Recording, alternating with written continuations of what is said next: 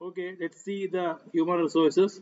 Before that, I'll tell you there are two types of logins. One, the main login is admin login. You can see here, admin login is there. Here it is mentioned admin. So admin login is the main login, which control this login controls each and everything. എല്ലാം control ചെയ്യുന്ന ഒരു module ആണ് admin module. പിന്നെ ഇത് admin മോഡ്യൂളിനകത്ത് പോയി കഴിഞ്ഞാൽ നമുക്ക് സ്റ്റാഫുകളെ create ചെയ്യാൻ സാധിക്കും. HR മോഡ്യൂളിനകത്തുള്ള സ്റ്റാഫിനെ ക്രിയേറ്റ് ചെയ്യാൻ സാധിക്കും. അപ്പോൾ സ്റ്റാഫിന് ലോഗിൻസ് ഉണ്ടാവും. സ്റ്റാഫിന് ലോഗിൻസ് കിട്ടുന്നത് വേറൊരു ടൈപ്പ് ഓഫ് ലോഗിൻ. അപ്പോൾ രണ്ട് ടൈപ്പ് ഓഫ് ലോഗിൻ ആണ്. ഒന്ന് അഡ്മിൻ, അതായത് സൂപ്പർ യൂസർ ലോഗിൻ എന്ന് പറയാം. രണ്ട്, അവർ അഡ്മിൻ ക്രിയേറ്റ് ചെയ്യുന്ന സ്റ്റാഫുകൾക്ക് ലോഗിൻസ് ഉണ്ടാവും. ആ ടൈപ്പ് ഓഫ് ലോഗിൻ. ഇതാണ് ടു ടൈപ്സ് ഓഫ് ലോഗിൻ വരിക. ആക്സസ് എന്ന് പറയുന്നത് first I will tell you the features. ഇപ്പോൾ ഹ്യൂമൻ റിസോഴ്സ് ആണ്, നമുക്ക് ഇതിനകത്ത് ഡിപ്പാർട്ട്മെന്റ്സ് ക്രിയേറ്റ് ചെയ്യാൻ പറ്റും. ഒരു സ്ഥാപനത്തിന് വേണ്ട departments they can create their own departments. മനസ്സിലായോ? So you can see here കണ്ടോ, ഇതിപ്പോൾ ആൾറെഡി ഇതൊക്കെ ക്രിയേറ്റ് ചെയ്തിട്ടുള്ള ഡിപ്പാർട്ട്മെന്റ്സ് ആണ്. ഇതേപോലെ you can create any number of, എത്ര വേണമെങ്കിലും അൺലിമിറ്റഡ് ആയിട്ട്, there is no restriction, departments create ചെയ്യാൻ സാധിക്കും. അതുകൊണ്ട് ജസ്റ്റ് എൻട്രി ചെയ്ത് ആഡ് കൊടുത്തു കഴിഞ്ഞാൽ യു ക്യാൻ ക്രിയേറ്റ് ചെയ്യുന്നുണ്ട്. ഇപ്പോൾ ഈ കമ്പനി നോക്കുവാണെങ്കിൽ സെയിൽസ് ഉണ്ട്, പ്രൊജക്ട്സ് ഉണ്ട്, കോർപ്പറേറ്റ് ഉണ്ട്.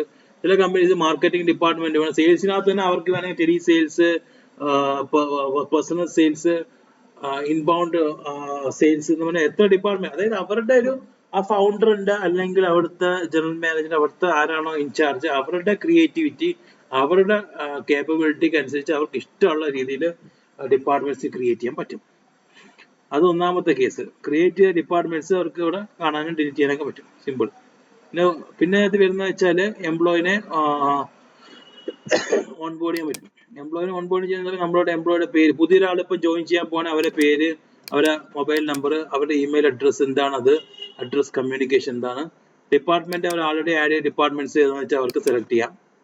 അതിനുശേഷം അവർക്ക് സേവ് ചെയ്ത് കഴിഞ്ഞാൽ ആ എംപ്ലോയിക്ക് ഒരു മെയിൽ പോകും. ആ മെയിലിനകത്ത് ഈ ലിങ്കും ഉണ്ടാവും, അവർക്ക് ഐഡിയും അവരുടെ പാസ്വേഡും പോകുന്നതായിരിക്കും. അത് ഉപയോഗിച്ചിട്ട് അവർക്ക് ലോഗിൻ ചെയ്യാം. മനസ്സിലായില്ലേ? അതാണ് എംപ്ലോയി ഓൺബോർഡിങ് ചെയ്യാൻ പറ്റുന്നത്. പിന്നെ എംപ്ലോയിയുടെ റെക്കോർഡ്സും ആക്സസ് കൺട്രോൾ എന്ന് പറയും. അതായത് എംപ്ലോയി ഉദാഹരണം പറയുകയാണെങ്കിൽ, ഈ എംപ്ലോയി എടുക്കുകയാണെങ്കിൽ നമ്മൾ നേരത്തെ എൻ്റർ ചെയ്ത ഡാറ്റ എല്ലാം കാണാൻ പറ്റും. അപ്പോൾ അതിനകത്ത് എന്താ പറയുക, നമുക്ക് പാസ്വേഡ് വേണമെങ്കിൽ റീസെറ്റ് ചെയ്യാൻ പറ്റും. എംപ്ലോയിയുടെ ആക്സസ് നമുക്ക് അഡ്മിനെ റെസ്ട്രിക്ട് ചെയ്യാൻ പറ്റും. റെസ്ട്രിക്ട് കൊടുത്തു കഴിഞ്ഞാൽ പിന്നെ അയാൾക്ക് ലോഗിൻ ചെയ്യാൻ പറ്റില്ല. മനസ്സിലായില്ലേ? ഗ്രാൻഡഡ് ആണെങ്കിൽ മാത്രമേ ലോഗിൻ ചെയ്യാൻ സാധിക്കുള്ളൂ. പിന്നെ വേറൊരു പ്രധാനപ്പെട്ട ഫീച്ചർ എന്ന് വെച്ചാൽ ജിയോ ലൊക്കേഷൻ ഉണ്ട്. ഒരു എംപ്ലോയിയുടെ ലൊക്കേഷൻ നമ്മളിവിടെ ആഡ് ചെയ്ത് കഴിഞ്ഞാൽ പിന്നീട് അവർക്ക് ഈ ലൊക്കേഷനിൽ നിന്ന് ഒരു 100 മീറ്റർ റേഡിയസിനുള്ളിൽ മാത്രമേ അവർക്ക് അറ്റൻഡൻസ് മാർക്ക് ചെയ്യാൻ സാധിക്കുള്ളൂ. അല്ലെങ്കിൽ അവർക്ക് അറ്റൻഡൻസ് മാർക്ക് ചെയ്യാൻ സാധിക്കും. ഇപ്പോൾ ഇവർ ഈ ലൊക്കേഷൻ അല്ലാതെ വേറെ എവിടെ ഇരുന്നുകൊണ്ട് ഇവർക്ക് മാർക്ക് ചെയ്യാൻ സാധിക്കുന്നില്ല attendance. They have to be in that location. എന്താണോ ലൊക്കേഷൻ മാർക്ക് ചെയ്തിരിക്കുന്നത് അതിനുള്ള 100 മീറ്ററിനുള്ളിൽ ഉണ്ടായിരിക്കണം. അതാണ് ജിയോ ലൊക്കേഷൻ. അത് എപ്പോൾ വേണമെങ്കിൽ നമുക്ക് ഓഫ് ചെയ്യാം. ഉദാഹരണം പറയുകയാണെങ്കിൽ, ആ കസ്റ്റമർ ഇപ്പോൾ ഒരു സ്റ്റാഫ് ഇവിടെ പോകാന്ന് വെക്കുക, ഔട്ട് സ്റ്റേഷൻ ട്രിപ്പ് പോകാന്ന് വെക്കുക, ബിസിനസ് ആവശ്യത്തിന് വേണ്ടി. അപ്പോൾ അവർക്ക് നെക്സ്റ്റ് ഡേയിൽ അറ്റൻഡൻസ് മാർക്ക് ചെയ്യാൻ സാധിക്കില്ല സാലറി പർപ്പസിന്. കാരണം അവർ ആ ലൊക്കേഷനിലായിരിക്കില്ല, ബിസിനസ് ആവശ്യമായിട്ട് വേറെ എവിടെയെങ്കിലും പോകുന്നതായിരിക്കും. അപ്പൊ അങ്ങനെ ഒരു അഡ്മിന് ഇവിടെ പോയിട്ട് ഇത് ഓഫ് ചെയ്യാൻ പറ്റും. ഇത് ഓഫ് ചെയ്ത് കഴിഞ്ഞാൽ അവർക്ക് ജിയോ ലൊക്കേഷൻ ആപ്ലിക്കബിൾ ആയിരിക്കില്ല. അത് പിന്നീട് അവർ കമ്പനി തിരിച്ചു വന്നതിന് ശേഷം, എവിടെയാണ് വർക്ക് ഫ്രം ഹോം ആണ് തിരിച്ചു വന്നതിന് ശേഷം ആഡ് കൊടുത്താൽ ആ പർട്ടിക്കുലർ ലൊക്കേഷനിലായിരിക്കും അവർ വരിക. സോ അതാണ് ഇതിന്റെ ഒരു ഇത് കേസ്. പിന്നീട് എംപ്ലോയിയുടെ സാലറി ഡീറ്റെയിൽസിന് വേറൊരു ഓപ്ഷൻ ഉണ്ട്. അത് നമുക്ക് എംപ്ലോയിനെ സെലക്ട് ചെയ്ത് കൊടുത്താൽ നമുക്കിവിടെ basic salary, account number, IFSC അങ്ങനത്തെ കാര്യങ്ങളൊക്കെ എൻട്രി ചെയ്ത് വെക്കാൻ പറ്റും. ഇത് എന്തിനാന്ന് വെച്ചാൽ ഇത് പ്രകാരമാണ് സാലറി സ്ലിപ്പ് ഒക്കെ ജനറേറ്റ് ആവുന്നത്. സോ അലവൻസസ്, എന്തെങ്കിലും അലവൻസ് ഉണ്ടെങ്കിൽ അവർക്ക് ഇവിടെ ആഡ് ചെയ്യാൻ പറ്റും. HR എത്രയാണ് എമൗണ്ട് എന്ന് വെച്ചാൽ ആഡ് ചെയ്യാൻ പറ്റും. എത്ര അൺലിമിറ്റഡ് ആയിട്ട് അലവൻസസ് ആഡ് ചെയ്യാൻ പറ്റും. അതേപോലെ ഡിഡക്ഷൻസ്, ഇപ്പൊ PF, ESIC അങ്ങനെ എന്തെങ്കിലുമൊക്കെ ഡിഡക്ഷൻസ് ഒരു എംപ്ലോയിക്ക് ഉണ്ടെങ്കിൽ അതിന്റെ സ്പ്ലിറ്റപ്പ് അവർക്ക് കൂടെ കൊടുക്കാൻ പറ്റും. പിന്നെ ലീവ്, ഇപ്പൊ ഈ ലീവ്സ് എന്തൊക്കെയാണ് കേസ് ഉണ്ട് മനസ്സിലായില്ലേ? ഓരോ എംപ്ലോയീസിനും എന്തൊക്കെ ലീവാണ് ഉള്ളത് അത് ഇവർക്ക് അഡ്മിൻ സെറ്റ് ചെയ്ത് കൊടുക്കാൻ പറ്റും. ഇപ്പോൾ ഈ പറയുന്ന ഒരാൾക്ക് സിക്ക് ലീവ് കൊടുക്കാൻ താല്പര്യം ഇല്ലെങ്കിൽ ഇത് കൊടുക്കേണ്ട ആവശ്യമില്ല. സോ അയാൾക്ക് സിക്ക് ലീവ് റേസ് ചെയ്യാൻ സാധിക്കില്ല, മനസ്സിലായില്ലേ? ലീവ് എടുക്കുന്ന സമയത്ത് അവരുടെ ലോഗിനിൽ പോയിട്ട് വേണം ലീവ് റേസ് ചെയ്യാൻ, അത് അവർക്ക് സാധിക്കില്ല. അപ്പൊ ഈ ഡാറ്റയൊക്കെ ഇതിനകത്ത് ഇങ്ങനെ നമുക്ക് സെറ്റ് ചെയ്യുന്ന ഒരു ഓപ്ഷൻ ഉണ്ട്. ഓക്കെ, പിന്നെ ഇവിടെ 2 കേസുണ്ട്. അപ്പോ ഓക്കെ, അതവിടെ ആയിക്കട്ടെ. Just 2 more things are there. Working days എന്ന് പറയും. അതായത് ഇപ്പോൾ ഈ മാസം ഓരോ മാസം എത്ര വർക്കിംഗ് ഡേ എന്നുള്ള കേസ് അഡ്മിൻ ഇവിടെ നേരത്തെ മാർക്ക് ചെയ്യേണ്ടി വരും. ഓരോ മാസം എത്ര വർക്കിംഗ് ഡേയ്സ് എന്നുള്ള കാര്യം അഡ്മിൻ ഇവിടെ, എന്തിനാന്ന് വെച്ചാൽ സാലറി സ്ലിപ്പ് ഓട്ടോമാറ്റിക്കലി പ്രോസസ് ചെയ്യുന്ന സമയത്ത് അതിന്റെ ആവശ്യം വരും. അതായത് ലീവ് ടൈപ്പ്, ബേസിക് കമ്പനിയിൽ, നിങ്ങളുടെ കമ്പനിയിൽ നിങ്ങൾ എന്തൊക്കെ ലീവാണ് കൊടുക്കുന്നത് ആസ് പെർ സ്റ്റാറ്റ്യൂട്ടറി കംപ്ലൈൻസ് ഒക്കെ ശ്രദ്ധിച്ചിട്ട് വേണം നിങ്ങൾ അത് കൊടുക്കാൻ. സോ സാധാരണഗതിയിൽ ക്യാഷ്വൽ ലീവ് ഉണ്ടായിരിക്കും, സിക്ക് ലീവ് ഉണ്ടായിരിക്കും. ഇതാണ് നോർമൽ രീതിയിൽ എല്ലായിടത്തും ഉള്ളത്. ഓക്കെ, അപ്പോ അത് കൂടാതെ മെറ്റേണിറ്റി അങ്ങനത്തെ കുറച്ച് കേസസ് എക്സ്ട്രാ വരും.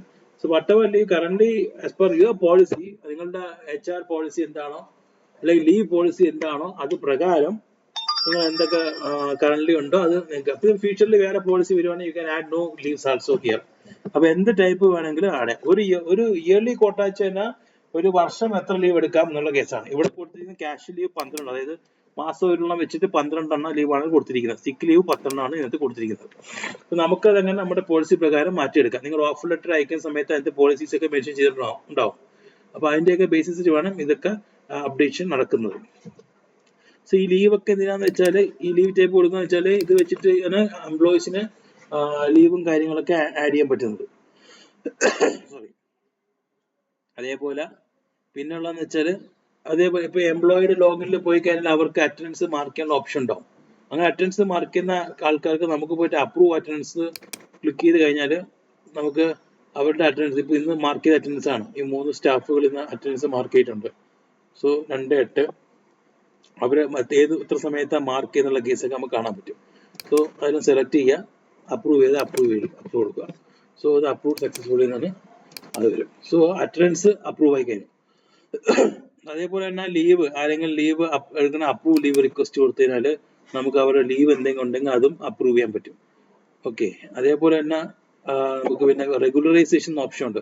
ഒരാൾ ഒരു ദിവസം അറ്റൻഡൻസ് മാർക്ക് ചെയ്യാൻ മറന്നുപോയി, നെക്സ്റ്റ് ഡേ ആയി അവർ ഓർത്തില്ല, അല്ലെങ്കിൽ കഴിഞ്ഞ മാസം അവർക്ക് സാലറി കട്ടായി ഒരു ദിവസം അറ്റൻഡൻസ് മാർക്ക് ചെയ്യാൻ മറന്നുപോയി. അതൊക്കെ എന്ത് ചെയ്യണം? അതൊക്കെ റെഗുലറൈസ് ചെയ്യണം.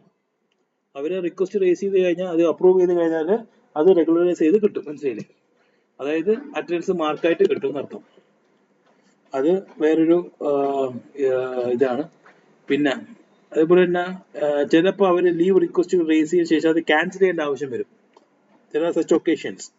അപ്പൊ അങ്ങനെ ക്യാൻസൽ ചെയ്യാനാണെങ്കിൽ അത് ഓപ്ഷൻ ഉണ്ട്. ഇപ്പൊ അപ്രൂവ് ക്യാൻസൽഡ് ലീവ് റിക്വസ്റ്റ്, ഈ ഒരു രീതിയിൽ അവർക്ക് ഇപ്പൊ അറിയാതെ ലീവ് റിക്വസ്റ്റ് റേസ് ചെയ്ത, തെറ്റായിട്ട് ലീവ് റിക്വസ്റ്റ് റേസ് ചെയ്യണമെങ്കിൽ അത് ക്യാൻസൽ ചെയ്യാനുള്ള ഓപ്ഷൻ ഉണ്ട്. അത് ഇവിടെ വരും, അഡ്മിൻ അത് അപ്രൂവ്. സോ അഡ്മിനാണ് ഇതെല്ലാം അപ്രൂവ് ചെയ്യേണ്ടത്.